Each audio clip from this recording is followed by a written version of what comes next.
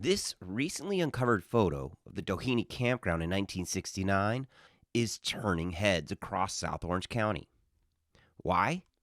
Well, because it reveals just how much sand once blanketed this coastline, especially compared to how the sand-starved stretch from Doheny to Cotton's Point looks today. But there's more to this story than meets the eye, so let's dig in. The first thing to understand about this image is that between 1964 and 1970, more than 2.8 million cubic yards of sand were pumped into the Dana Point zone, all by human hands. That's nearly 4 Rose Bowl stadiums worth of sand. Much of what you're looking at wasn't the result of a natural sand cycle. It was the byproduct of 2 massive coastal projects that defined this era, and both revolved around legendary surf spots. The first was San Onofre, one of California's earliest surf havens.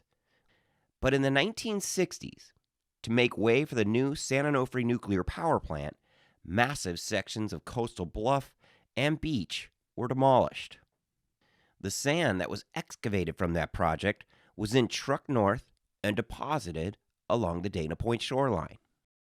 Yet up in Dana Point, things were even more troubling, because that's where Killer Dana and a string of surfing reefs right next to it were wiped out to make room for the new harbor. The once iconic Princess Point Bluff and its hidden coves were pounded into sand and used as fill.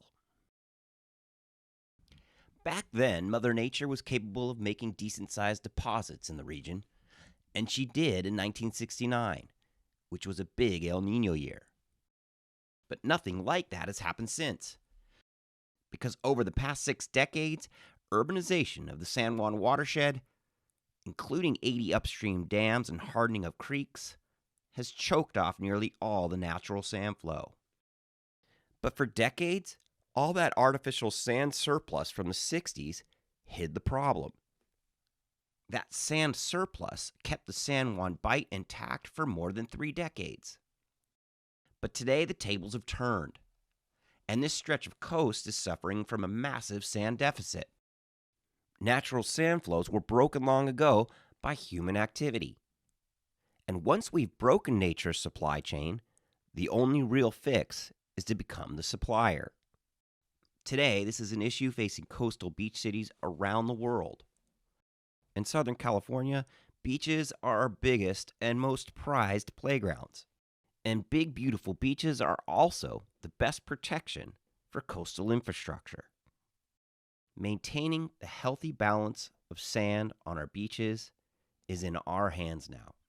It was taken out of nature's hands decades ago. Smart cities have known this for years. Others, however, are still playing catch-up.